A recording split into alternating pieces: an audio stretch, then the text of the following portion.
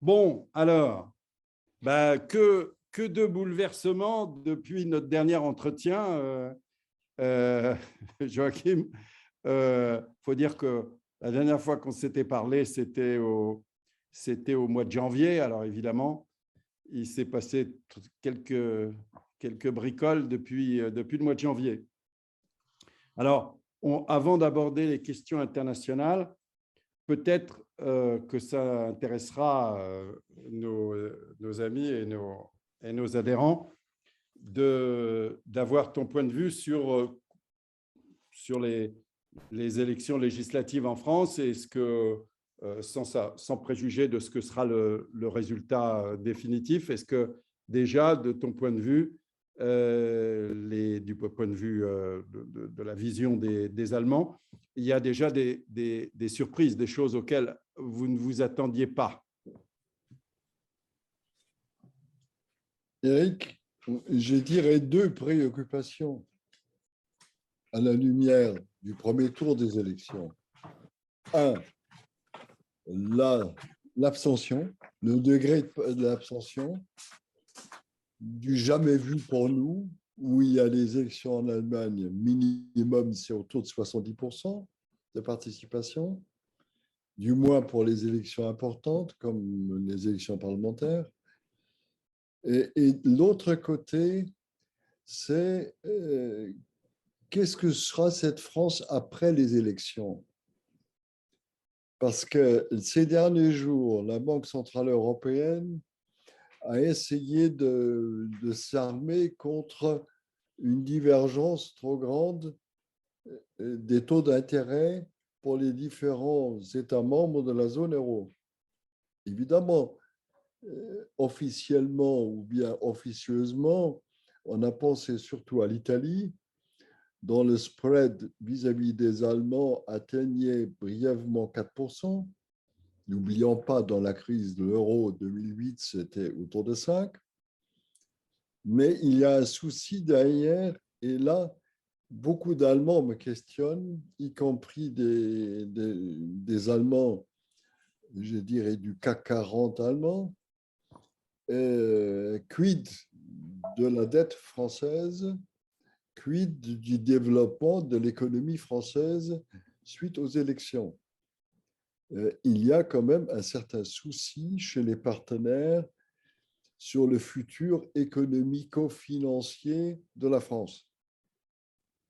Je dirais, je ne suis pas seul d'être aussi préoccupé quelque part par le manque d'une direction très claire côté allemand. Hein. Ce n'est pas mieux. Mais quand même, la préoccupation vis-à-vis de l'état réel de l'économie française est plus grande que l'on pense ici à Paris. À Paris, on cache un petit peu cet état en publiant l'étude de EY sur l'attractivité de l'économie française, mais ça ne cache pas l'état réel de la France, de l'économie. Ça ne cache pas la préoccupation quant à la France, par exemple, d'une résurrection des Gilets jaunes ou des phénomènes, je dirais, similaires, allant jusqu'aux grèves. Par exemple, vous m'atteignez là, dans le 16e arrondissement de Paris, vous savez qui, malgré cette chaleur époustouflante, qui fait la grève? Les chauffeurs des bennes, des éboueurs. C'est un risque pour moi de santé, hein, mais bien, on s'en fout, on veut des salaires nettement plus hauts, dû à l'inflation, dû à. Ce que j'appelle, c'est du chantage. Pur et simple à ce moment-là. Et vous voyez ça, toute cette ambiance dans l'économie française préoccupe vos voisins, hein, qui ont aussi des soucis, je dirais, qui ne sont pas loin de ceux des Français. Oui, on va en parler tout à l'heure, oui. Qui essaient un petit peu de se maîtriser à cet égard. C'est ce qui, vraiment, le futur développement de la France préoccupe quand même ce que j'appelle vos amis. Bon, on comprend, ça nous préoccupe aussi, hein, mais au premier chef, mais je comprends que ça préoccupe aussi nos amis. Alors, parlons, alors, on a tous, enfin ceux qui ont eu l'occasion de regarder leur télévision cet après-midi, donc ont entendu les discours des uns et des autres. Et il est clair que le soutien militaire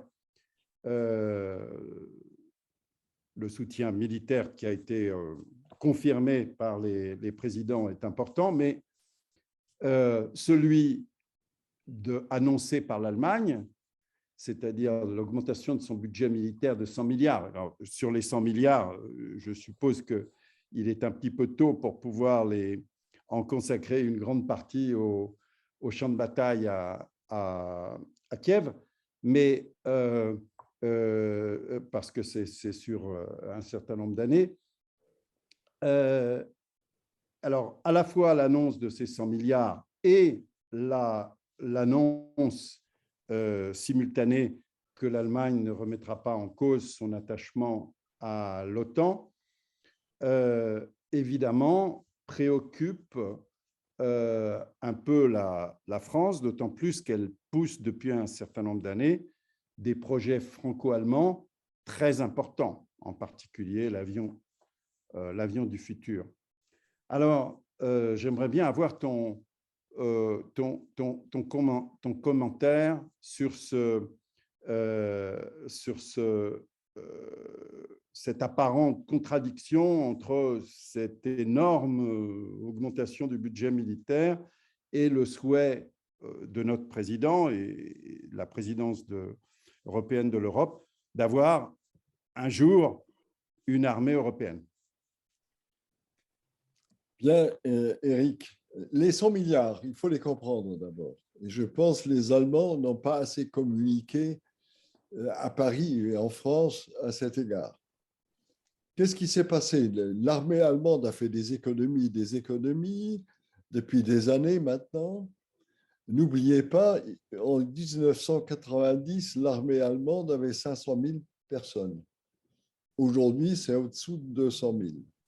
Réduction de 65%. Et en plus, on a toujours pensé, bien, l'armée allemande peut faire des économies. Elle peut devenir plus efficace. Et dernièrement, le budget a été légèrement en dessous de 50 milliards, autour de 50 milliards d'euros par an. Alors, évidemment, Paris me dira, mais c'est plus que le budget français, oui. Mais dans les 50 milliards allemands, il y a déjà dedans plus que 10 milliards pour les retraites. Qui ne font pas partie du budget français. Et en plus, lorsque je compare investissement, la part française est plus haute que la part allemande. C'est quand même curieux, hein? Malgré l'obligation de la France par la force de dissuasion, malgré les opérations françaises à l'étranger. Or, le coût bureaucratique, administratif des Allemands est un tiers plus haut que le coût français. Alors, vu l'avènement, je dirais, vu l'invasion russe en Ukraine, il y avait des appels très clairs en Allemagne qui disaient l'armée allemande, en réalité, n'est plus utilisable ou guère utilisable. On appelle ça en allemand bedingt abwehrbereit. L'armée allemande est seulement capable de défendre le territoire allemand ou celui de l'OTAN de manière limitée. C'est d'ailleurs un titre qui avait provoqué une crise très grave en Allemagne en 1962.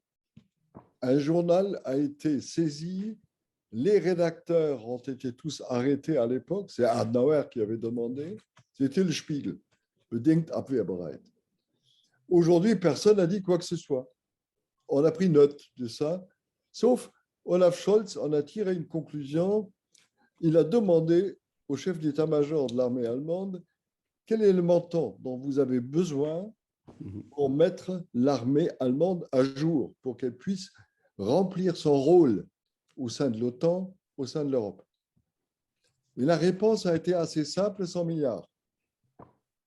Scholz en a fait en accord avec le leader des écolos, Habeck, et le leader des libéraux, Lindner, a fait un budget de 5 ans, chaque année 20 milliards. Sachez, lorsque je prends ces 100 milliards, les projets franco-allemands sont là-dedans.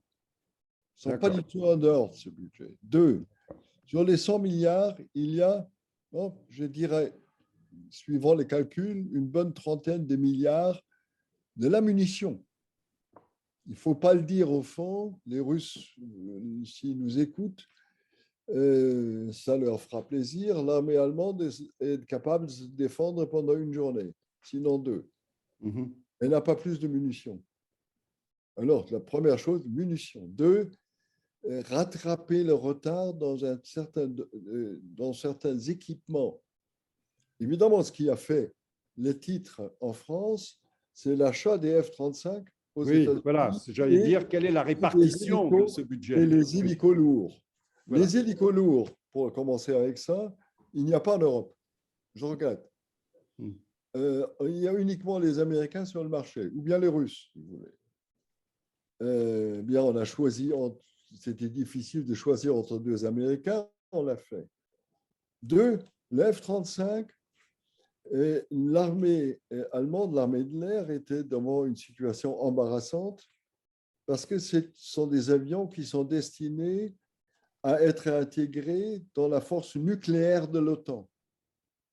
La force nucléaire, la participation allemande, a été jusqu'à présent exécutée par des Tornado qui ont atteint un certain âge. Tornado est un avion anglais, européen, anglo-allemand, mais conception a été faite par Aerospace, par les Anglais, comme le Eurofighter, pareil. Ouais. Et les Américains avaient homologué cet avion pour mettre des bombes nucléaires à bord. Il fallait absolument les moderniser et l'ancien ministre de la Défense avait fait déjà un compromis historique pour éviter les F-35, qui étaient le chouchou, le souhait ardent de l'armée de l'air, parce que chacun veut avoir la Mercedes et pas la Volkswagen. C'est normal. Et d'ailleurs, elle a destitué le chef d'état-major de l'armée de l'air à cause de ça. Bien maintenant, les sociodémocrates ont dit on cède, bien on prend les F-35. Et en plus, il y a un avantage. Je continue. F-35, force nucléaire, et en plus, ça a un avantage.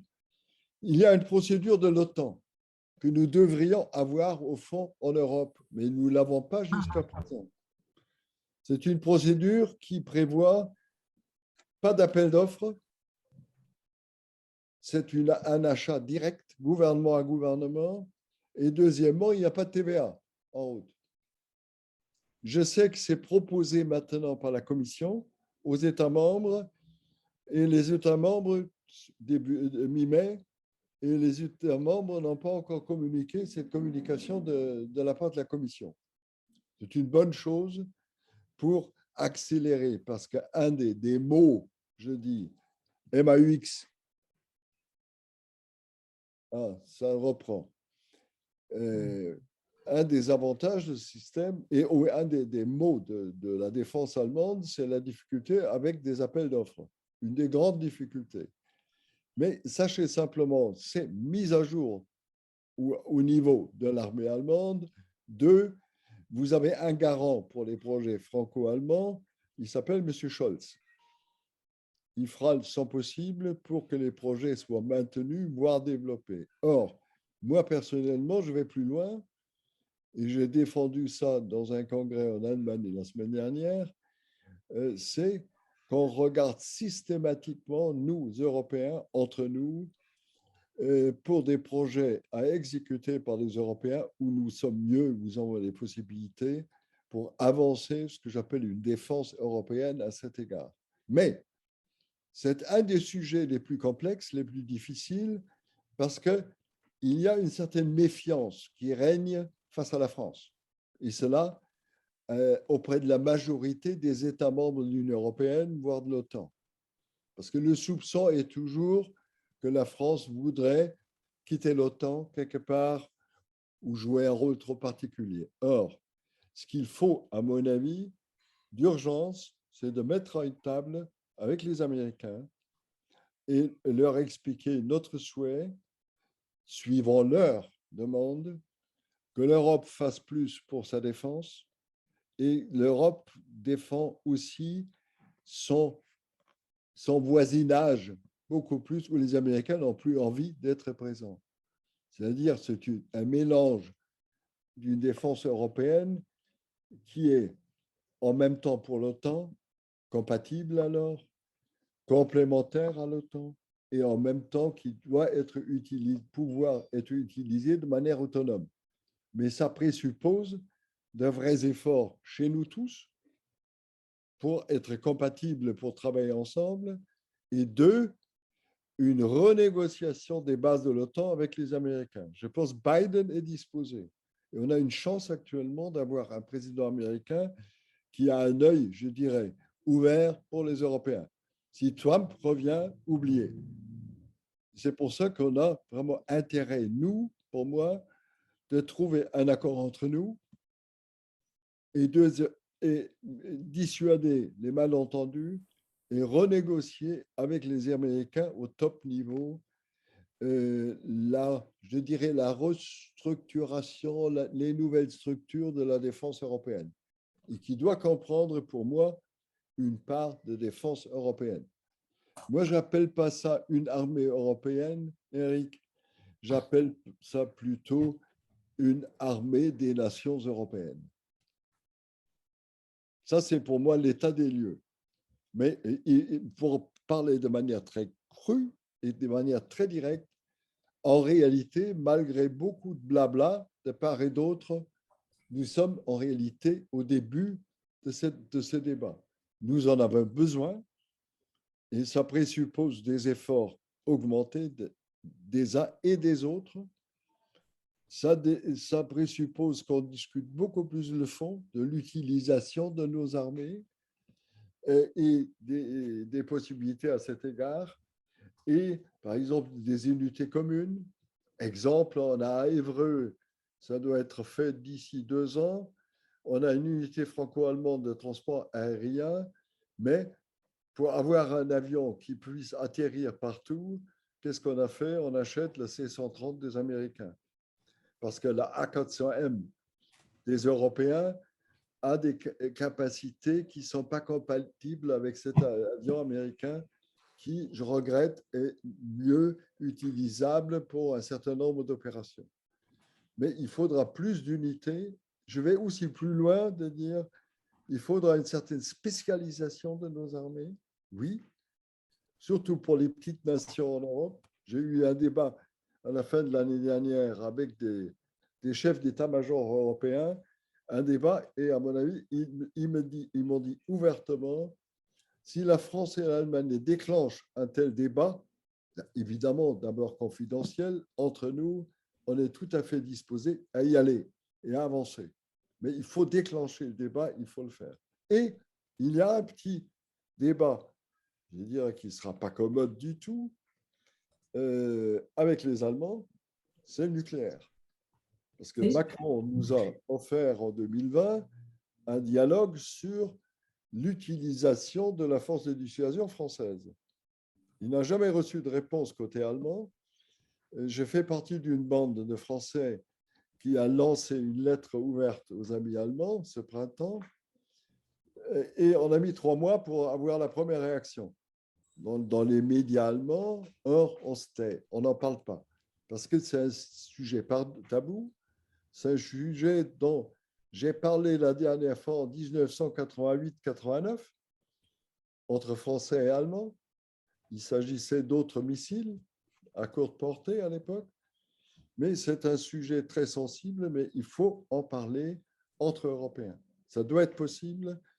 Et les Français doivent aussi, à cet égard, apprendre comment parler avec les autres. Je vais aussi loin de dire, je l'ai expliqué par hasard cet après-midi à un historien français, je lui dis la France, et ça c'est mon rêve, puisse éduquer de quelque manière les Allemands pour devenir un partenaire qui puisse vraiment exécuter toutes ses capacités ensemble avec les Français, avec d'autres, dans le cadre européen. C'est pour ça, par exemple, j'ai proposé à 4 différents ministres français de la Défense d'aller régulièrement faire le briefing de la commission de défense du Bundestag à Berlin pour qu'ils prennent note de la réalité des conflits internationaux. Et aujourd'hui, c'est plus urgent que jamais. Et il faut le faire de manière régulière et il faut aussi prendre en considération une vérité que l'armée allemande est ce qu'on appelle une armée parlementaire. En Allemagne, c'est le Bundestag qui a le dernier mot. Ce n'est pas le président de la République qui n'a rien à dire chez nous à cet égard.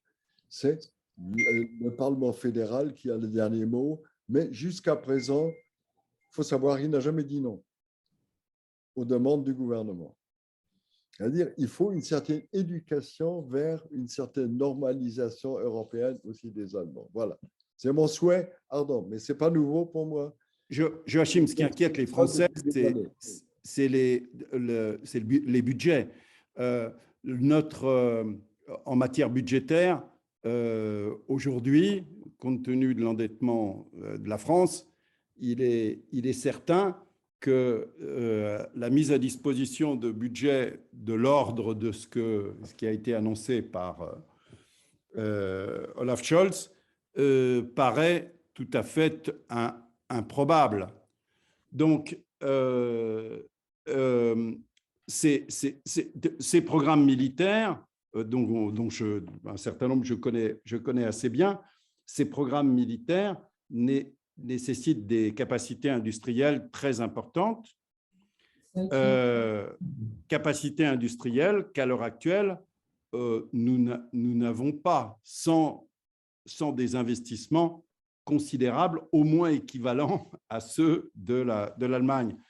Donc, Eric, si l'Allemagne mène à bien son plan, il va s'instaurer forcément un déséquilibre qui sera en faveur de l'Allemagne. C'est déjà un peu le cas d'ailleurs, puisque les dépenses militaires, même avec l'ajustement dont tu parles, les dépenses militaires allemandes sont déjà plus élevées que celles de la France. Non, avec l'ajustement, c'est en dessous.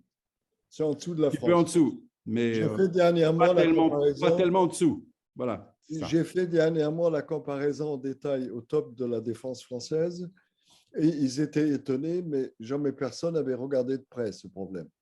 Eric, le problème est, ce que les Allemands font, c'est un rattrapage de 20 ans. D'accord. Et heureusement, je dis, parti, en réalité, son propre parti n'est pas d'accord. Il se plie, il se taise pour le moment. Et moi, j'ai toujours un certain doute que cette Zeitenwende, ce que les Allemands appellent ce bouleversement de temps, est durable ou non. J'ai un doute. Parce que lorsque je regarde les groupes parlementaires des Verts allemands et des sociodémocrates, la majorité est à gauche, vraiment à gauche, et plutôt pacifiste. Il y a du mal, par exemple, à expliquer ou à défendre des livraisons d'armes à l'Ukraine. Mais de l'autre côté, 68% des Allemands, derniers sondages, sont d'accord avec la politique de Olaf Scholz. Et 86% veulent rester dans l'OTAN. Il n'y a pas un problème avec la population, c'est plutôt un problème avec les partis politiques. D'accord. On a parlé de la défense, on va passer à un autre sujet qui est l'énergie, parce que évidemment, depuis notre dernière rencontre, il s'est passé quelque chose qui a évidemment modifié complètement les équilibres en matière de transition énergétique. Alors, comment vois-tu l'évolution des choses compte tenu des engagements qui ont été pris de diminuer les importations russes et compte tenu des décisions de la Russie qui consistent à aussi fermer le robinet? Tu n'as pas une autre question, Eric? Tu n'as pas une question plus simple? Non, non. Non, mais celle-là nous préoccupe. Je te dis en toute franchise, c'est une politique où je ne vois pas clair, où je vois les Allemands dans un certain coin, où ils cherchent désespérément une solution et jusqu'à maintenant, ils ne l'ont pas trouvée. Or, cette solution est au fond assez, je dirais, simple, c'est exagéré, est assez claire. J'ai eu un débat, c'était au mois de février, avec les négociateurs des Verts allemands, avec les sociodémocrates, et on m'a demandé, mais qu'est-ce que tu ferais à notre place? Je dis, je prolongerais l'existence des 3 centrales nucléaires qui restent de 10 ans. Deuxièmement, ça veut dire que je n'ai pas besoin de construire 6 nouvelles centrales à gaz. Et ça me permet aussi d'accélérer la sortie du charbon qui a été au départ une faute des écolos. En 1999, la sortie du nucléaire allemand avait exclu la sortie du charbon sur demande des écolos au pouvoir en Westphalie. Ça, les gens oublient rapidement. Alors, mon partenaire au téléphone, il n'a pas répondu tout de suite. Et après une minute, il dit, mais sur le fond, tu as probablement raison, mais nous avons un problème de fond, c'est notre électorat. Pour nous, l'antinucléaire, c'est la doctrine du parti, la doctrine d'existence du parti presque. Et c'est pour ça qu'on ne peut pas le faire. Je dis, je regrette, dans des temps difficiles comme maintenant, il faut avoir le courage de... Et actuellement, les Russes font un jeu, je dirais, assez habile, de chantage. Ils réduisent les quantités, faisant allusion à Siemens, qui n'est pas en mesure de renvoyer les turbines à gaz qui sont en maintenance au Canada, vu les sanctions. Et c'est pour ça qu'ils doivent réduire les livraisons vers l'Allemagne par Nord Stream 1 et par d'autres sources. Ils ont fait même en 2 étapes. Depuis aujourd'hui, les Russes livrent encore un tiers de ce qui est prévu. Un tiers. C'est-à-dire que c'est une réduction énorme et qui pose quelques soucis aux Allemands et surtout à l'industrie allemande encore dépendante du gaz. C'est surtout l'acier, c'est la verrerie, etc. Il y a un certain nombre d'industries qui dépendent vraiment. Je pense que ce ministre de l'économie qu'on a au pouvoir fait les efforts, oui, pour arriver le plus rapidement possible à une indépendance des Russes. C'est bon, hein, mais c'est quand même lié à un certain risque maintenant pour l'économie allemande, et les Russes jouent ça, jouent cette carte maintenant pour démontrer aux Allemands, vous serez les perdants, ne suivez pas les autres, ne suivez pas les Polonais et les autres qui veulent vous forcer la main, essayez de changer. Mais, pour mieux dire, franchement, je l'ai discuté aussi avec des spécialistes français en matière énergétique. Ce qui me choque là-dedans, ça fait maintenant, attendez, ça fait 28 ans que j'ai commencé à discuter avec Paris l'idée d'une politique énergétique commune en Europe. C'était encore les bons vieux temps où les chrétiens démocrates étaient d'accord de garder le nucléaire, oui, mais on voulait construire une politique commune. Alors, on est loin d'une telle politique commune, aujourd'hui idéologisée de certaines manières, je regrette.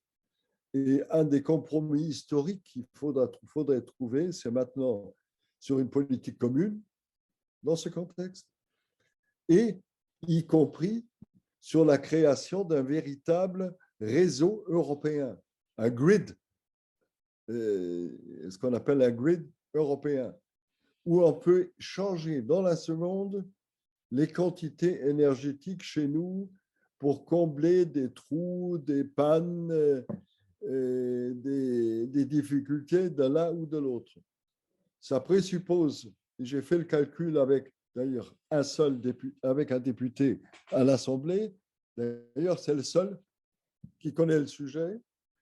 D'ailleurs, il vient d'être réélu, comme pour les Français à l'étranger. C'est Frédéric Petit, un spécialiste qui connaît vraiment la matière, qu'il faudrait l'inviter un jour. Parce qu'il est le député pour l'Allemagne et pour tous les pays des Balkans et l'Est de l'Europe. Compte sur toi. Avec plaisir, ouais, parce qu'il est très bon. Et on a calculé ensemble qu'un tel investissement coûterait à peu près 10 milliards, ce qui est faisable dans le programme européen. Et deuxièmement, un tel programme nous permettrait de faire des économies de consommation entre 10 et 15%. Vous voyez? Et d'ailleurs, notre difficulté est encore accrue par le fait que, je dirais, les pays dans lesquels nous nous trouvons éprouvent quelques difficultés à rester ce que j'appelle dans ces plans, c'est-à-dire de construire des centrales nucléaires. On n'a plus de société en France vraiment capable de construire. On a autodétruit cela. On a autodétruit Areva et compagnie. On s'est concentré sur un seul modèle, l'EPR, au lieu de garder un deuxième qui puisse faire tout. On rêve des petites centrales nucléaires, on rêve de ça. La conception existe, mais pas encore finie. Et ça me fait quelques soucis. Et on a encore toute une période très chaude devant nous. Or, pour moi, c'est un sujet que les chefs d'État et de gouvernement devraient attaquer.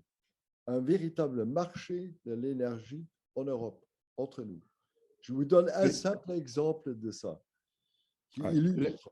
Il y a à peu près 5 ans, les amis suisses m'ont appelé, m'ont demandé d'établir un contact avec EDF et avec les gouvernements français, parce que les Suisses avaient une idée, je dirais, splendide en tête. Nous sommes les profiteurs du marché européen, en même temps on dépend du marché. On voit une hostilité grandissante contre le nucléaire en Suisse. On aimerait bien concevoir nos barrages en Suisse et dans les Alpes comme épine dorsale des réserves et du système d'urgence en Europe. Je dis l'idée est belle, surtout ils m'ont expliqué, les Français ont négligé comme les Espagnols pendant un certain nombre d'années la modernisation de leurs barrages. Bien sûr. Très bien, j'établis le contact. J'ai aussi introduit à l'Assemblée nationale. Cette proposition a été rejetée. Point. Nos barrages sont à nous. Dommage. Ah oui. Ça aurait été un véritable pas en Europe pour une politique énergétique. Nous sommes là, nous devons tolérer des prix, je dirais, trop élevés. Nos gouvernements font des subsides qui vont dans le vide. D'ailleurs, les 15 cents par litre ont trouvé leur équivalent chez les Allemands, un peu plus même, mais sont contestés par tous les économistes de part et d'autre comme inefficaces comme tout. Parce que qui en profite de l'augmentation des prix, finalement, ce sont nos chères boîtes internationales et nos États qui profitent par la TVA, qui augmente. Parce qu'une bonne partie du prix de l'essence, c'est la TVA. Mais la politique énergétique, pour moi, je l'accompagne depuis plus que 20 ans. Et j'avoue, c'est un sujet où il faudrait exercer une certaine pression sur les gouvernements, y compris sur le gouvernement allemand. Mais il faudra un véritable dialogue, une franchise entre nous. Pour rester sur ce même thème, l'industrie allemande est le principal pourvoyeur d'emplois et le principal pourvoyeur de croissance en Allemagne. Quelle est la limite en dessous de laquelle l'industrie allemande, que l'industrie allemande est prête à accepter en termes de diminution de nos importations de gaz? Parce qu'il y a un moment où, pour ne pas tomber en récession, je pense que l'industrie allemande va quand même dire pousse.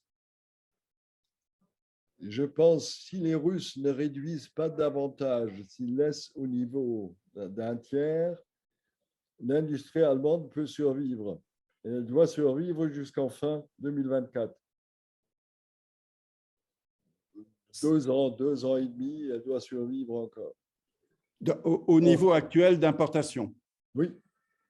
D'accord, mais il ne faut pas que ça Et descende en dessous. si les Russes terminent, on a un problème de réseau, on a un problème d'acheminement en Europe. Et est-ce que, alors les mauvais esprits disent qu'il y a un lobby pro-russe très puissant en Allemagne, est-ce que ce lobby pro-russe n'est pas tout simplement un lobby industriel réaliste Mais Eric, il faut comprendre, jusqu'à présent, la Russie a toujours été un fournisseur fiable de gaz et de pétrole pour les Allemands. Et lorsque les Allemands ont arrêté la production du charbon, aussi un fournisseur de charbon. Les Russes ont été fiables à cet égard, malgré toute question. Et ça a toujours bien marché. C'est pour la première fois maintenant où les Russes changent profondément. Et d'ailleurs, j'ai un certain respect pour le ministre de l'économie et de l'énergie en Allemagne, un Vert qui était aussi avant parmi ceux totalement aveugles face aux Russes, qui n'ont pas vu venir problème, qui fait totalement volte-face et qui est en train de changer profondément son approche. On fait quand même des efforts, mais il est vrai, dans une certaine mesure, des parties de l'industrie allemande dépendent encore trop de Russie. Par exemple, j'ajoute un exemple, Eric. Nous avons une raffinerie à l'est de l'Allemagne, construite, ou non reconstruite d'ailleurs, et modernisée dans la première phase de après la réunification allemande à Schwedt. Schwedt, c'est sur la frontière polonaise. Alors, qui est le propriétaire majoritaire de cette raffinerie de pétrole? Rosneft. Pas une société allemande. Or, les Allemands ont dit clairement, nous voulons maintenir cette raffinerie pour le moment. Si nécessaire, on la remplit avec du pétrole qui vient d'ailleurs, s'ils sont en train de chercher et d'avancer. Et si nécessaire, si Rosneft ne se plie pas, il sera exproprié. Il y a un certain lobby, toujours a été un lobby en Allemagne. On a même une crise en Mecklenburg-Vorpommern, au nord-est de l'Allemagne, qui ont soutenu Nord Stream 2, parce que ça apporte des emplois, ça apporte une certaine réputation à la région. Mais la direction du parti, le gouvernement ont clairement désavoué cette ligne. Et ça va, pour moi, les Allemands se réveillent, même face à la Russie. Et est-ce que ça n'entraîne pas, tout cela, des tensions internes au sein de la coalition? C'est-à-dire…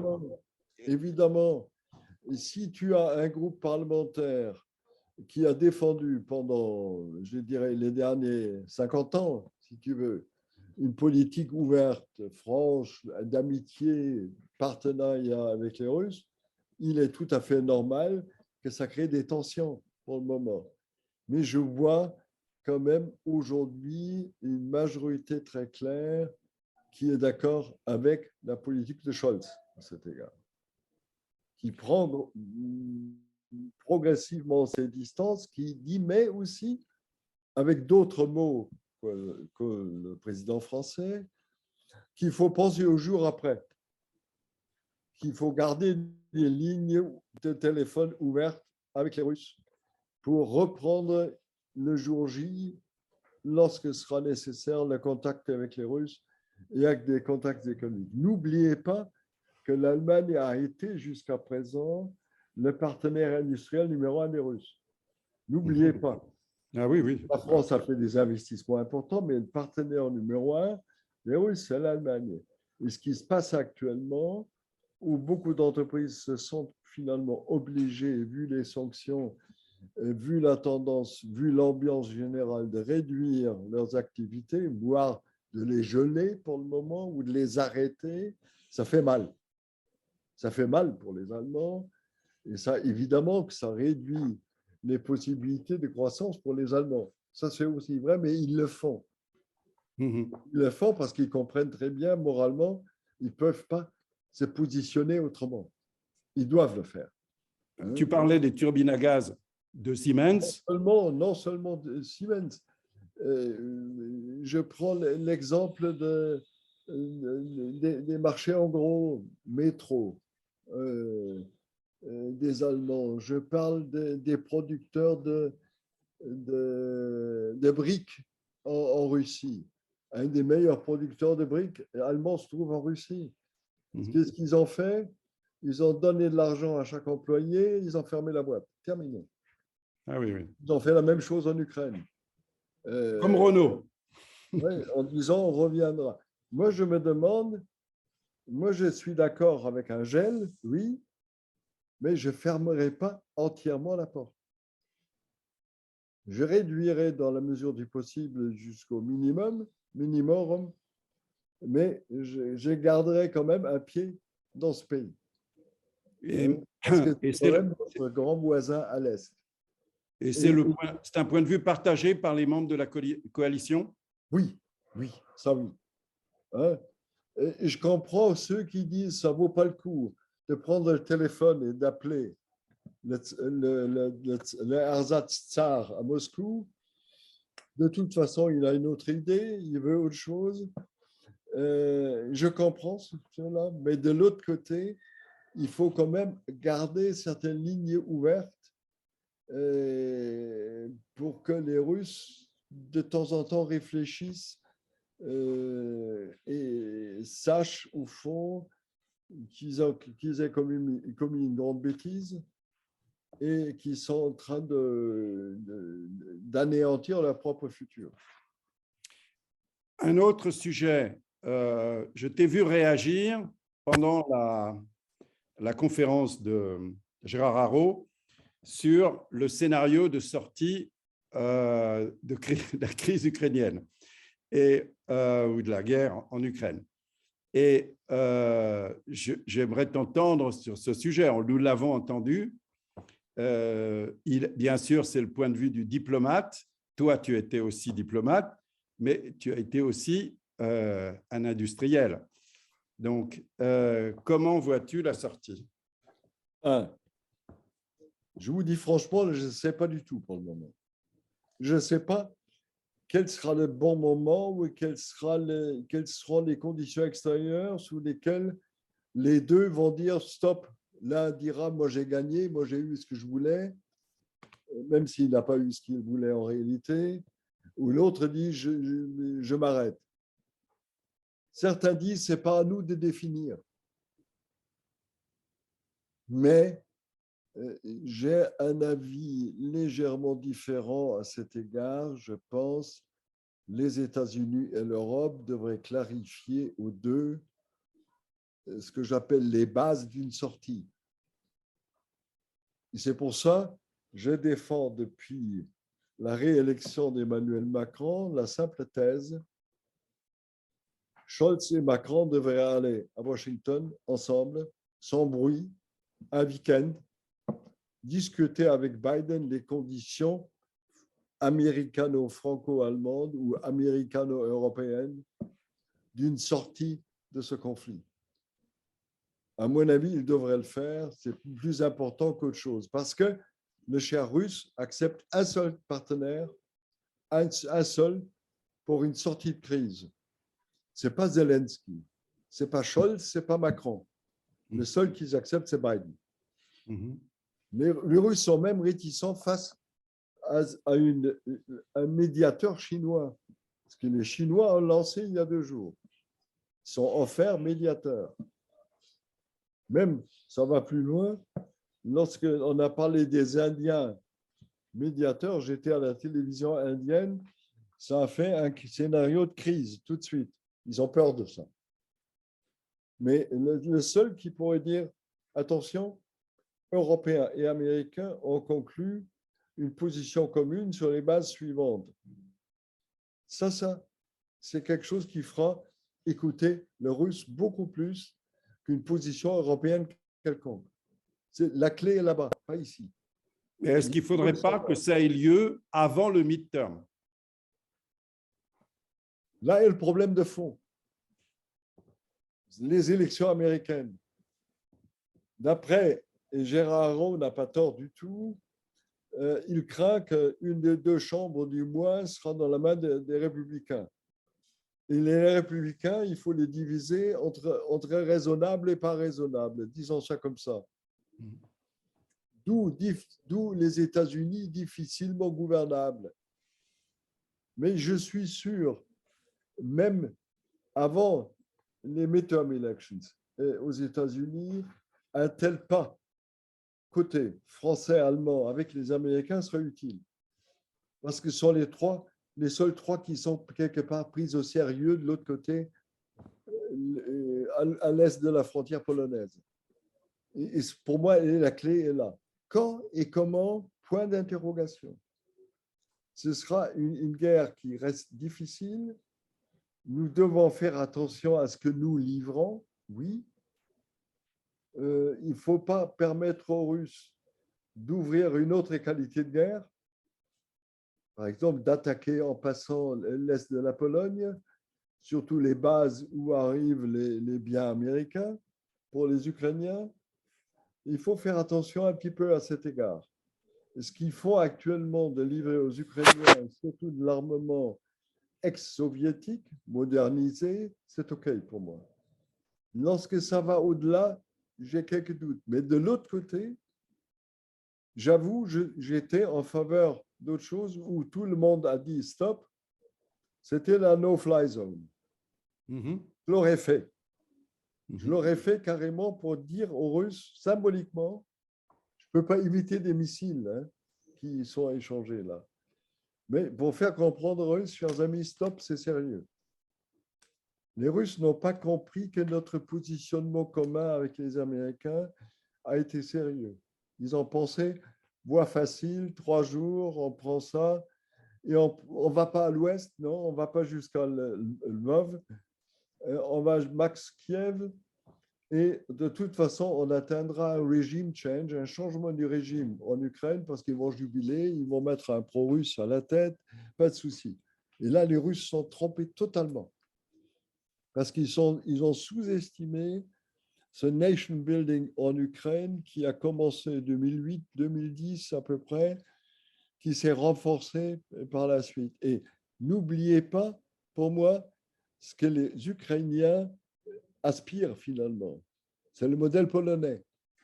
Il y a plus qu'1 million d'ouvriers ukrainiens qui travaillent en Pologne. Eux, ils rentrent le week-end souvent. Ils racontent chez eux ce que c'est la Pologne, un pays de miracle pour eux, qui fonctionne, où l'économie est en plein essor, hein, où ils construisent à droite à gauche, où ils font beaucoup de progrès, tout fonctionne. Et c'est leur rêve, c'est la Pologne. En partie, même la Roumanie dans la région limitrophe aussi, ce qui est intéressant à voir. Et là, les Russes ont totalement sous-estimé, mais nous avons sous-estimé totalement ce que j'appelle cette vision du leader du Kremlin pendant trop longtemps, tous, mais tous ensemble. Et on a oublié totalement cette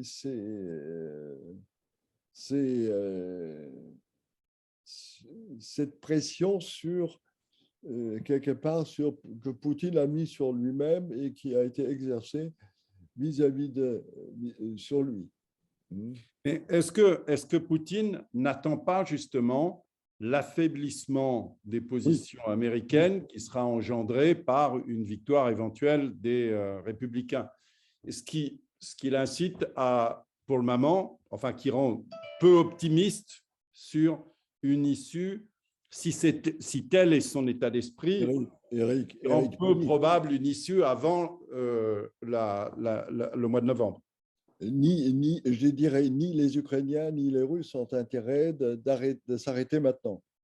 Oui. Les Ukrainiens, ils aimeraient bien reconquérir l'Est et la Crimée, hein, et les Russes aimeraient bien stabiliser leur position, c'est-à-dire à l'est du Dniepr.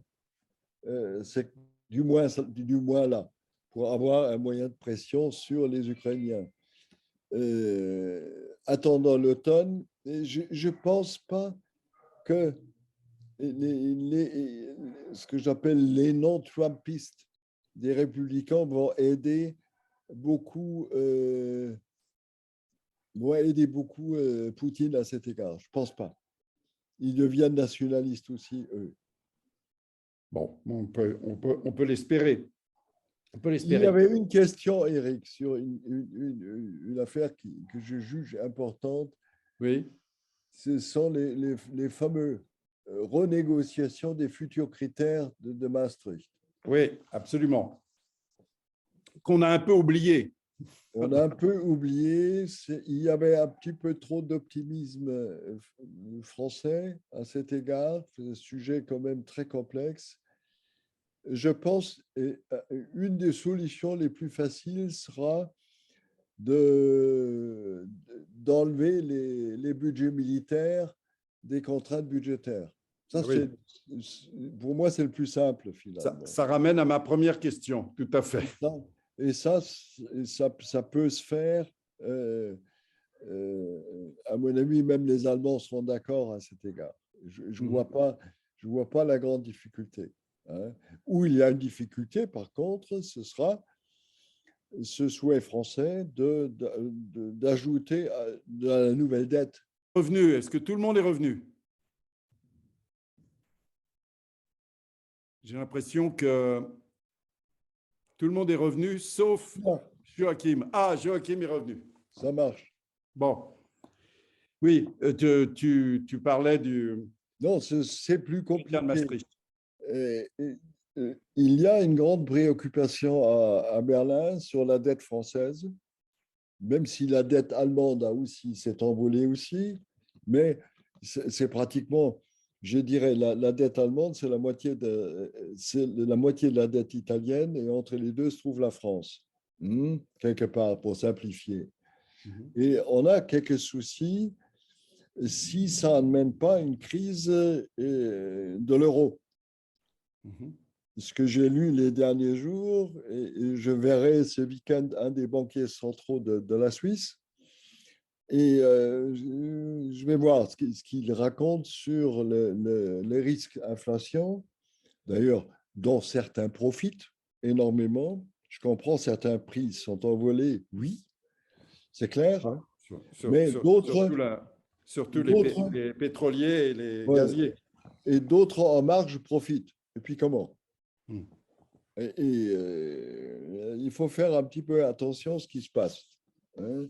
Mais de l'autre côté, bien, nous avons l'économie européenne qui n'est pas dans une, je dirais, dans une très belle performance, position, non.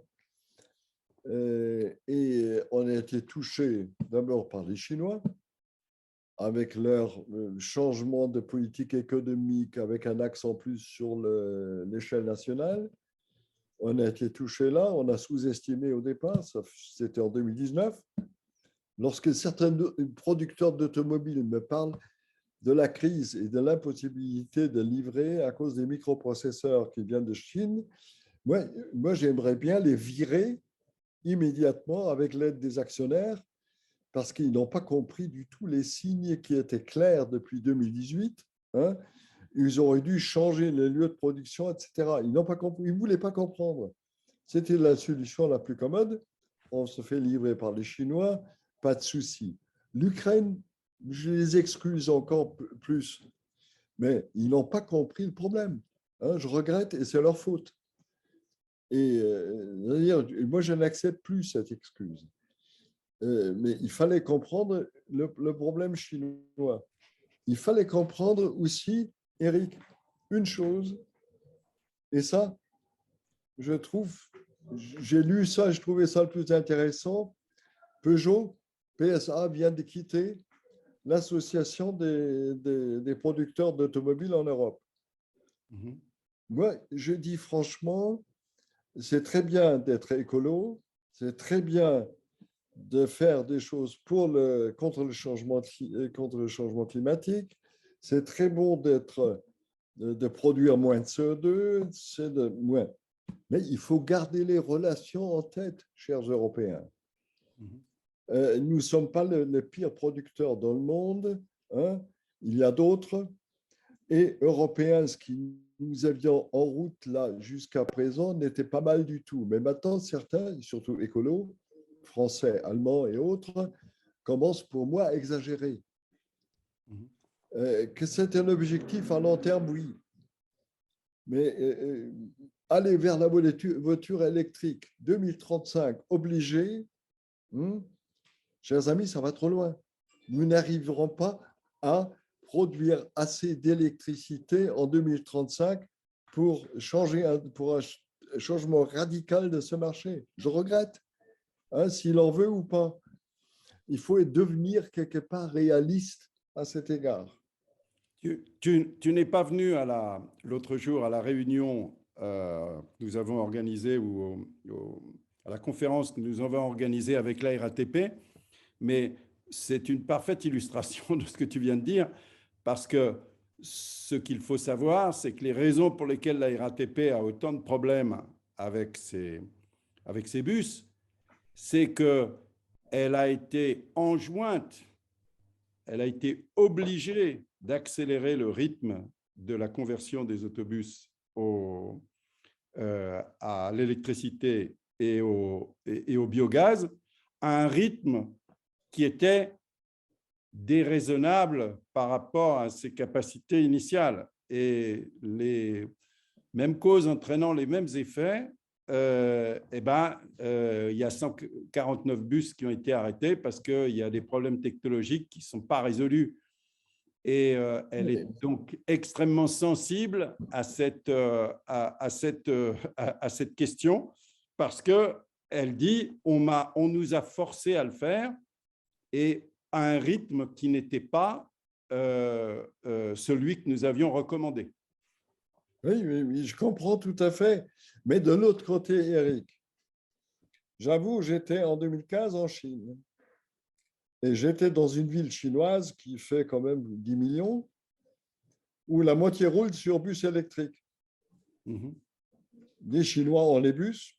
Évidemment, les mines françaises ou les TÜV allemands vont un petit peu regarder de travers, évidemment inspirés par nos producteurs de bus. Hein. Lorsqu'ils voient ces bus chinois, les Chinois ont essayé d'exporter vers l'Europe, ils ne les ont pas eus. Certains ont annoncé une coopération. On a un certain retard à cet égard, oui, mais à cet égard, il faut rester raisonnable quelque part. D'accord. Il faut rester et produire. Par exemple, aujourd'hui, tout le monde est contre le biogaz. C'est nouveau.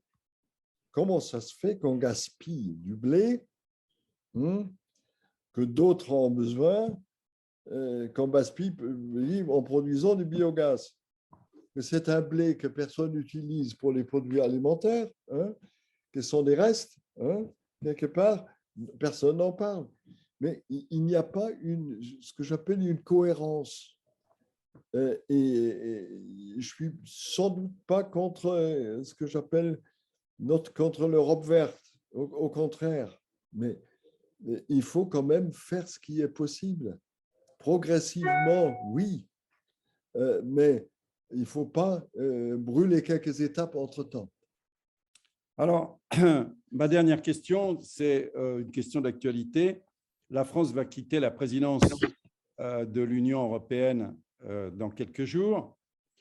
Elle avait lancé un certain nombre d'idées de réforme institutionnelle de l'Union. Elle n'a pas pu, bien sûr, en 6 mois, les mettre en œuvre. Mais comment quel est le point de vue de l'Allemagne? Maintenant, ça va être donc pendant 6 mois la Tchéquie. Est-ce qu'il faut accélérer cette réforme institutionnelle? Je pense évidemment aux Spitzenkandidaten. Ou est-ce qu'il faut, au contraire, être peut-être moins activiste et prendre le temps de réfléchir. Alors, je pense que je vais aller décevoir les fervents européens. Et lorsque tu as fait la gaffe maintenant de mentionner le Spitzenkandidat, et je suis devenu presque allergique à cet égard depuis l'affaire Weber, qui est maintenant même devenu président du PPE, et je pense qu'il n'est pas à la hauteur. Voilà, il y a un risque. Pour moi, personnellement, il y a surtout une chose: Européens, concentrez-vous sur l'essentiel. Deuxièmement, consolidez ce que nous avons, parce que l'Europe est quand même en danger. On salue les Polonais qui reçoivent 4 millions d'Ukrainiens avec une organisation et un accueil magnifique, mais en même temps, on les poursuit devant la Cour de justice et on réduit les moyens. On attaque les Hongrois qui ont dans leur petit pays autant de réfugiés. Les Roumains craignent la même chose et les Bulgares aussi, qui ont des frontières là-bas. Et au lieu de chercher ce que j'appelle un accord politique avec ces pays-là, afin d'éviter la scission de l'Europe entre l'Est et l'Ouest, il faut faire pour moi un effort politique pour surmonter ces différences. Ce sont des pays en transition. Mon débat que j'ai maintenant de manière presque permanente, je l'aurai encore demain avec des Hongrois qui me disent, mais nous sommes en transition, on fait quelques gaffes, oui, vous les Allemands, vous avez fait des gaffes, vous les Français, vous avez aussi commis des gaffes, 30 ans après 1945, s'il vous plaît, dites ce que vous pensez, essayez de nous éduquer, essayez de nous accompagner, mais arrêtez de nous punir. Ce que je veux, c'est que l'Europe soit vraiment renforcée et que Poutine et consorts n'arrivent pas à jouer avec nos scissions intérieures. L'Europe a consolidé, l'Europe a fortifié, et je prends l'exemple, je dirais, 2 exemples simples. On parle souvent, ah oui, la clé, c'est la majorité qualifiée. Oui, dans 80% des matières européennes, on décide à la majorité qualifiée, pas en politique étrangère. Je dirais un président du Conseil habile, je dirais plus habile que l'actuel, est tout à fait en mesure de faire passer des décisions avec une majorité qualifiée. Moi, j'ai vécu ma première décision à majorité qualifiée en politique étrangère en 1983. Pas mal, hein? Non, 82, pardonnez-moi. Par les Italiens. Les sanctions contre l'Argentine, à l'époque, à cause des Malouines, alias Falkland, ont été décidées à la majorité qualifiée. Et un Italien était particulièrement fier de ça, parce qu'il devait s'abstenir. Mais c'est parfaitement possible. Il faut beaucoup de gens, je dirais, plus habiles à cet égard pour y aller dans ce sens. Et je vous donne, ça c'est un exemple, la majorité qualifiée et réforme, on a mentionné un autre. Il y a une chose qui est parfaitement possible, ce sont les circonscriptions électorales allant au-delà de la frontière. Ça marche de manière bilatérale. On peut le faire. Ça n'est exclu nulle part. On a essayé, nous, on a proposé, chrétien-démocrate, dans les années 90, au RPR, à la français, et on a eu un sanglant non. Les socialistes étaient plus d'accord, plus ouverts à cet égard. Mais on peut faire beaucoup de choses qui est faisable en se concentrant sur l'essentiel et en même temps en consolidant cette Europe. Une fois faite, par exemple, il faudra attaquer certains sujets. Oui. Je vous donne un exemple. Pourquoi on a besoin d'une commission aussi large que jusqu'à présent? Est-ce qu'on ne peut pas les réduire? Est-ce qu'on ne peut pas trouver une solution?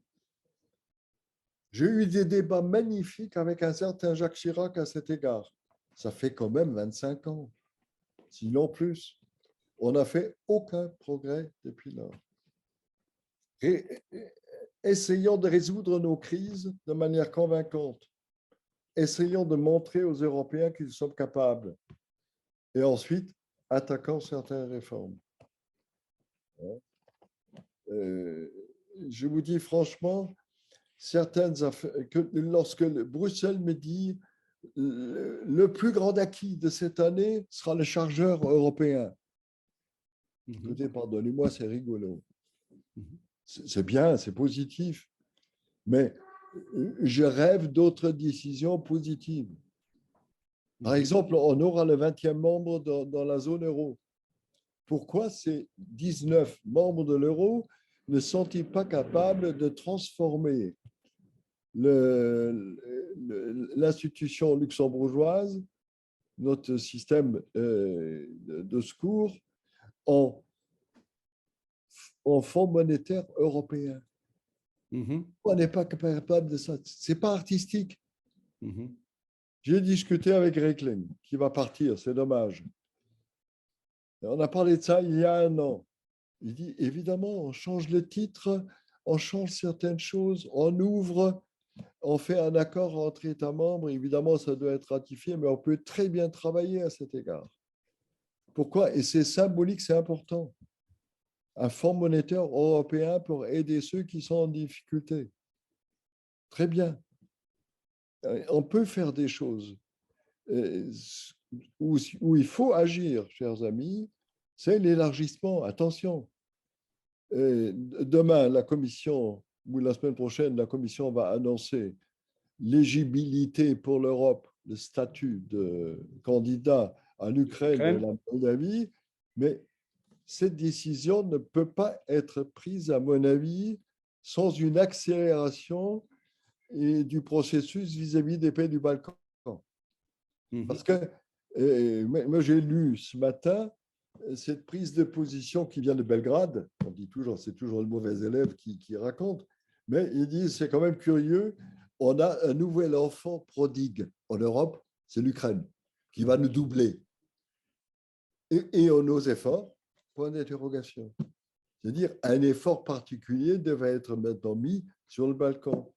Et pourquoi pas ajouter à ça cette idée du président Macron sur un accompagnement de ces processus d'élargissement par ce que j'appelle par un certain nombre de décisions politiques en matière de défense, de relations internationales, etc.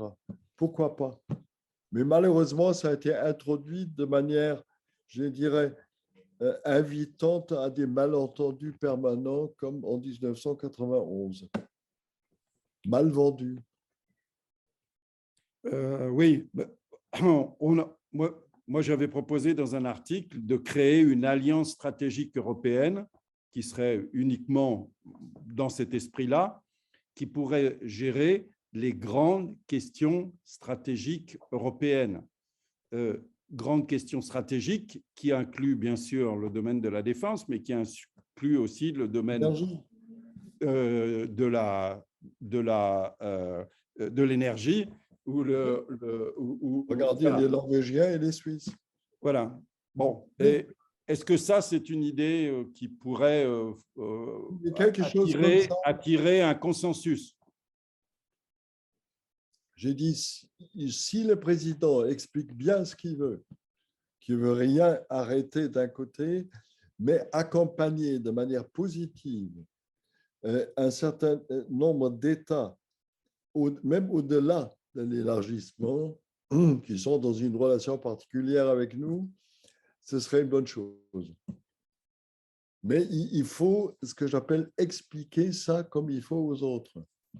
Et en même temps, il faudrait aussi donner une certaine impulsion, je dirais même franco-allemande. Et ça, je ne sais pas si je vous choque. Pour moi, le temps est mûr. Mais ça présuppose une explication beaucoup plus sur le fond d'une certaine confédération franco-allemande. Mhm. comme base d'une future Europe plus resserrée, plus avancée.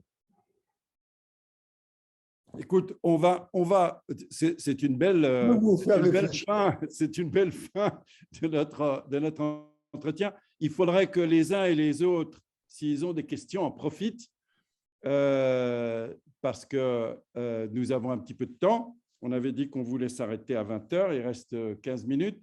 Donc, allez-y, posez des questions. Je vois qu'il y en a déjà plusieurs, en tous les cas une, qui a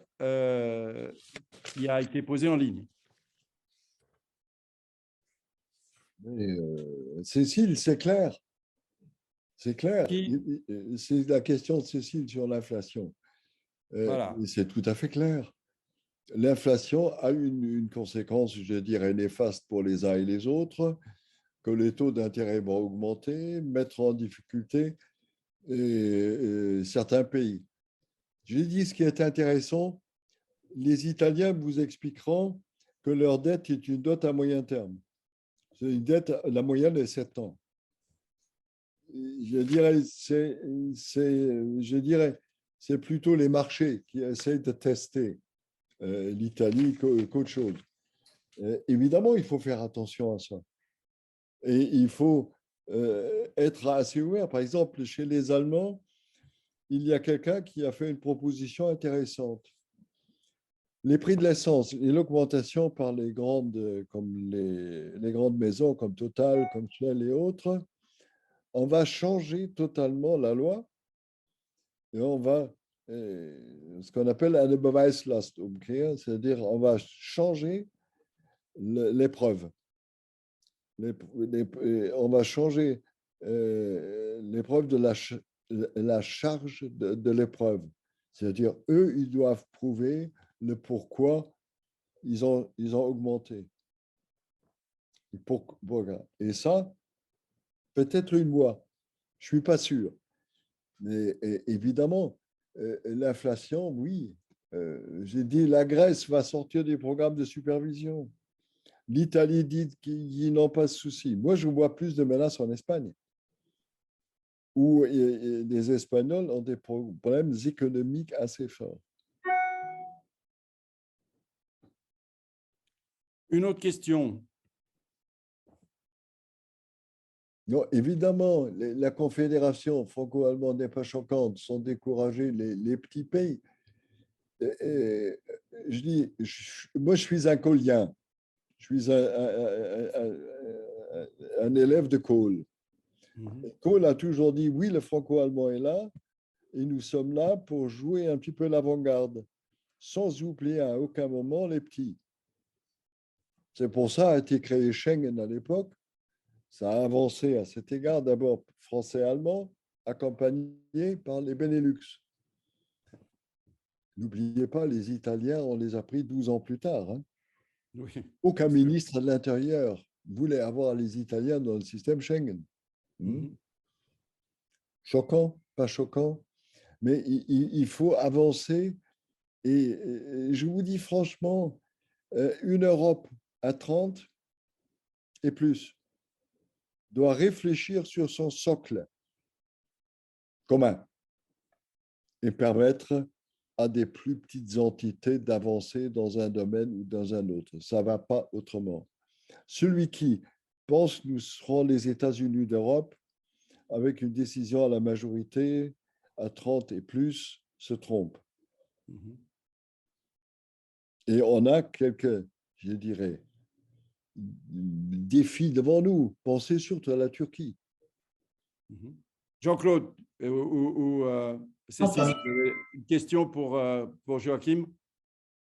Non, on en a déjà posé un certain nombre. Il y en a d'autres, celle-là, je ne sais pas où elles sont. Je trouve que d'abord, enfin, félicitations pour cette rencontre un peu au coin du feu dans une journée très chaude, mais je trouve que c'est une formule très agréable et donc à reproduire. Alors, avec la permission de Joachim, l'idée, c'est de l'institutionnaliser, c'est-à-dire qu'on ait notre rendez-vous tous les 3 mois. En plus, s'il se passe autant de choses dans les 3 mois qui viennent que ce qui s'est passé dans les 3 mois qui viennent de s'écouler, on ne risque pas de manquer de sujets. Bon, vous avez dit, monsieur, tout à l'heure, qu'il faudrait séparer des 3% de déficit les budgets de l'armée. Je crois, quand je suis un peu spécialiste du droit budgétaire, je pense que ce serait plus facile de le sortir en matière d'investissement seulement, et pas de fonctionnement. Là, je me plie aux spécialistes à cet égard, mais moi, je trouve l'idée, au fond, de ne pas prendre en considération, dans le cadre des critères de Maastricht, les dépenses militaires, je comprends. Évidemment, vous pouvez taquiner les Allemands et leur dire, chers amis, c'est bien beau le faire, mais vos investissements sont relativement faibles et votre coût administratif est trop élevé. Hein. Ça, moi, j'enlèverais carrément les budgets militaires, carrément, des critères. Oui, mais alors, par exemple, on n'a pas le même système de retraite entre les militaires français et les militaires allemands, vous l'avez dit tout à l'heure. Oui. Donc ça, c'est du fonctionnement qui va être mis d'un côté et pas de l'autre. Question, est-ce qu'on met les retraites dedans? Oui, non. En France, on les met dedans, oui. Non, chez les Allemands, on les met dedans. C'est le budget de l'État qui paye les retraites chez nous. Oui, mais chez vous, c'est dans le budget général et chez nous, c'est dans le budget de la défense. Tu soulèves d'ailleurs une question qu'on pourrait généraliser. Il y a de grandes différences au niveau européen dans les comptabilités publiques. Oui, monsieur. Je dirais même des énormes différences dans les comptabilités publiques. Et donc, ça m'a toujours surpris, ces critères de Maastricht m'ont toujours surpris, alors que depuis toujours, je sais qu'on ne parle pas du tout de la même chose au niveau des comptabilités publiques. Hein. Je ne parle pas au niveau des comptabilités privées. Sans parler de la fiscalité en plus. Sans parler de la fiscalité. Mais déjà, rien que la comptabilité publique, on ne parle pas de la même chose. Mais chers amis, mais qui les a inventés, les critères? Les 3% et les 60%? Ce sont les Français. Hein. Les Allemands avaient développé un certain nombre de critères qui étaient, je dirais, interprétables. Et ça, les Français ont dit, c'est trop compliqué, personne ne comprendra, il faut simplifier. Et c'était à l'époque le numéro 2 de Bercy, qui est devenu après le PDG d'une grande banque française, qui a inventé ça. Ouais.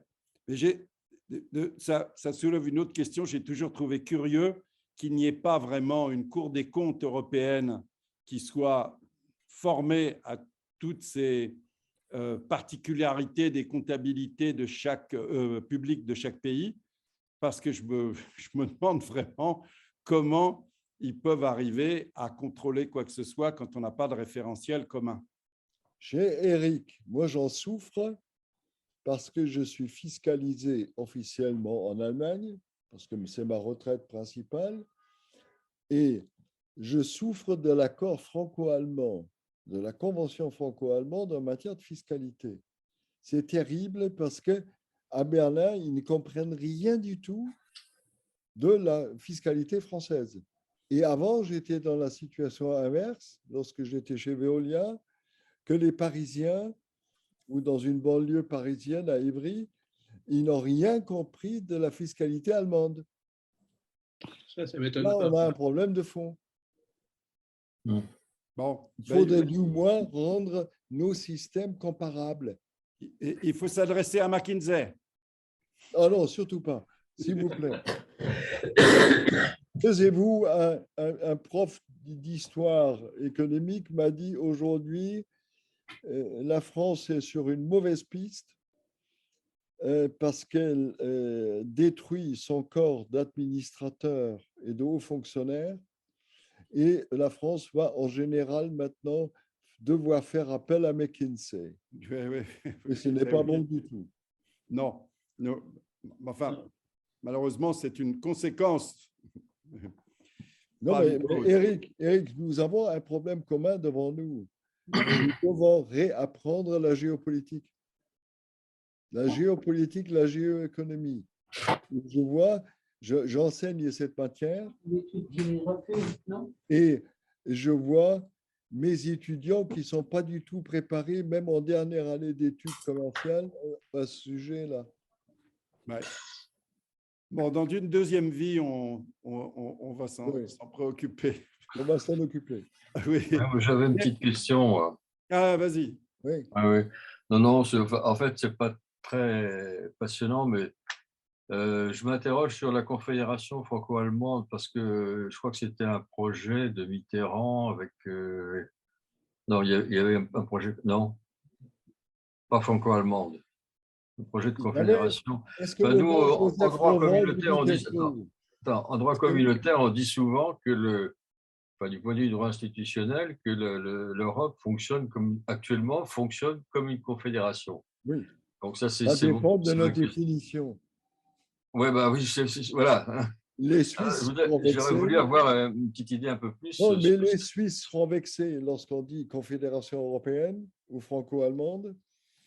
Et les Allemands ont été sur la piste toujours de la fédération. Or, les Suisses disent notre confédération va plus loin que la fédération type allemande. D'où tout un débat. Hein.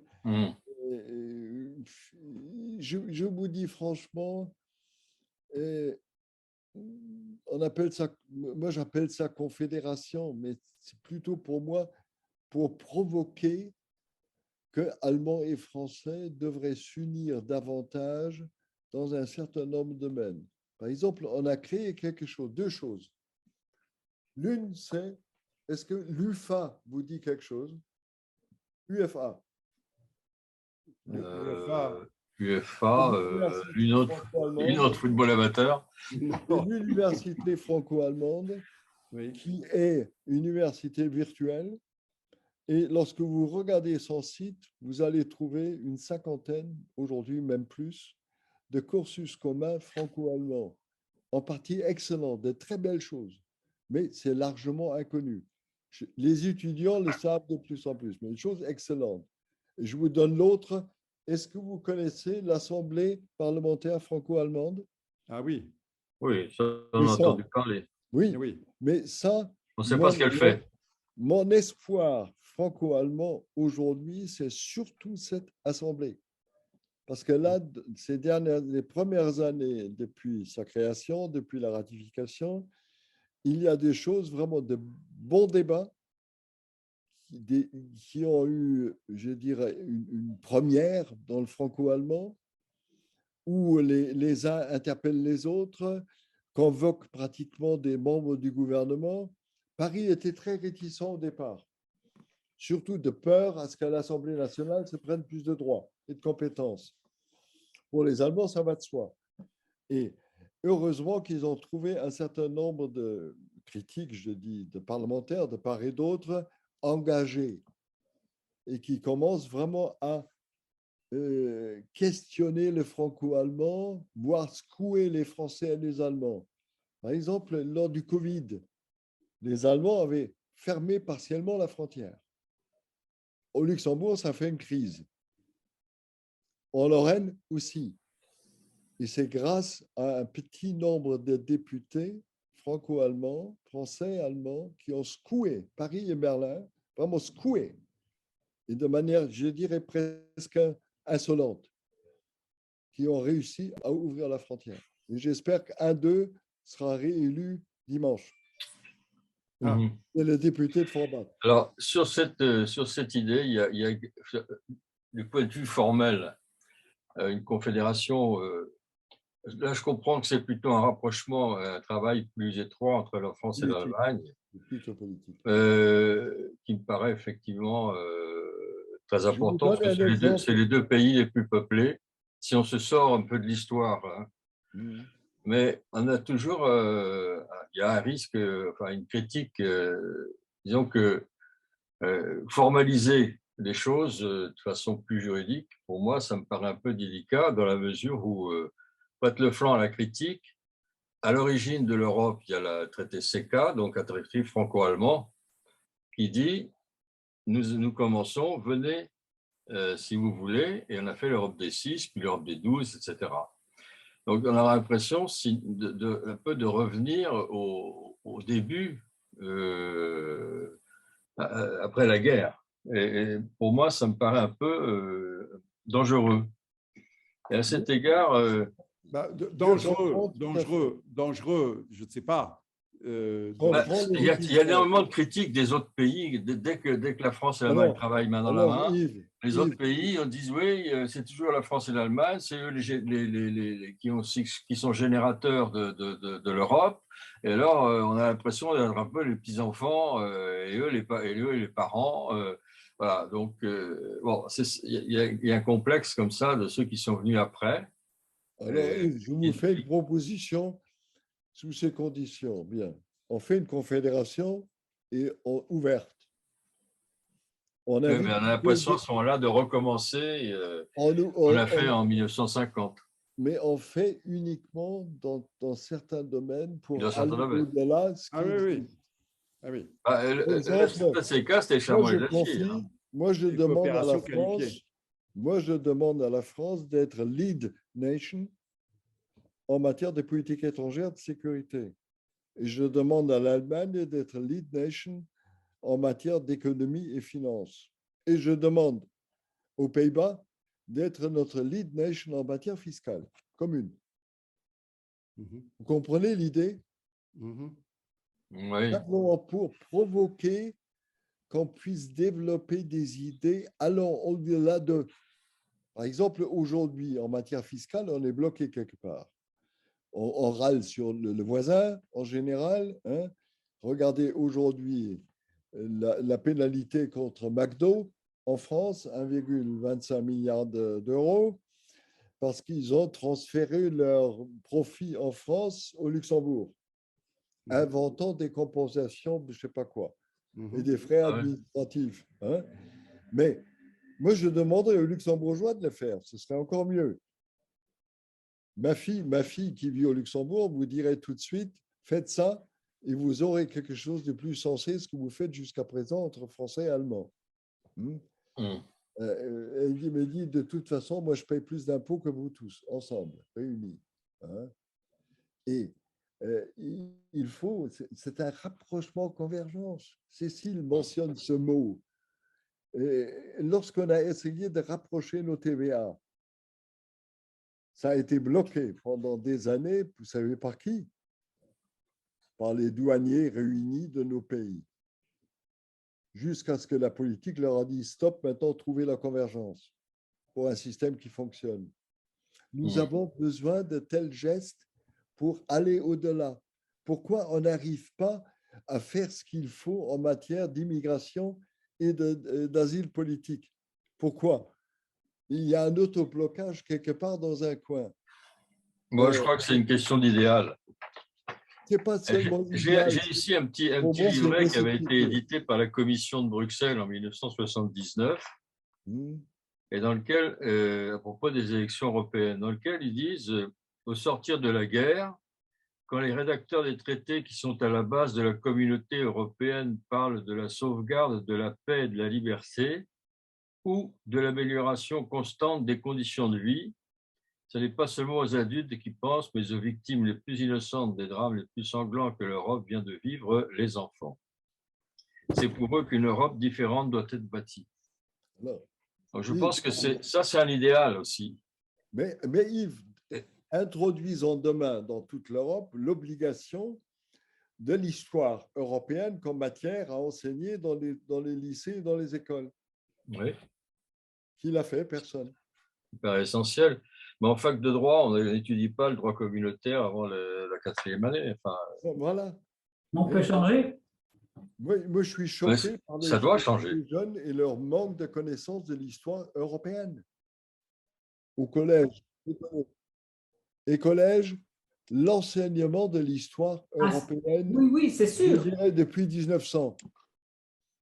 Oui, on est d'accord. Nous avons écrit ensemble, et là, Yves va être peut-être désespéré, nous avons écrit, et ça a mis 5 ans, entre français et allemand, Oui, un allez. livre d'histoire commune. Oui. Magnifique. Je l'ai. J'avoue, je n'étais pas d'accord avec tout, mon chancelier non plus, mais il a dit que c'est un progrès énorme. Qu'est-ce que la France a fait, l'éducation nationale? Le bouquin est sorti et les Français ont enlevé Oui. cela du programme de l'enseignement d'histoire. Oui, c'est sûr. Mais Alors, on a besoin de ça. Plus que jamais. écoute, la bonne nouvelle, c'est qu'on va organiser à la rentrée un débat. Là, il ne pouvait pas le faire à cause des élections, où on va inviter un certain nombre d'inspecteurs généraux de l'éducation nationale et on va pouvoir leur poser toutes ces questions. En plus, ce sont des spécialistes de l'histoire, justement, et de l'Europe. Donc, on va pouvoir le faire et je dois dire que ça fait un moment que je voulais faire ça. J'ai trouvé l'interlocuteur qui va nous mettre en contact avec toutes ces grosses huiles de l'inspection générale de l'éducation nationale et on va pouvoir leur poser toutes ces questions. Parfait. Ça, c'est une bonne idée.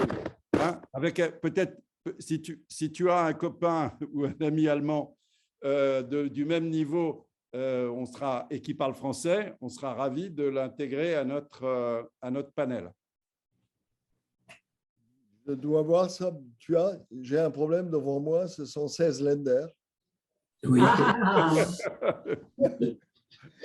Ouais. Les seuls avec qui je pourrais parler sont mes amis sarrois. Alors, c'est moins un problème que notre mammouth quand même. Hein. Oui, exactement. Bon. OK, merci. Merci beaucoup à toi. Merci. Merci. Bonne soirée. Bonsoir à vous. Bonnes vacances. Tu dis pas fermé?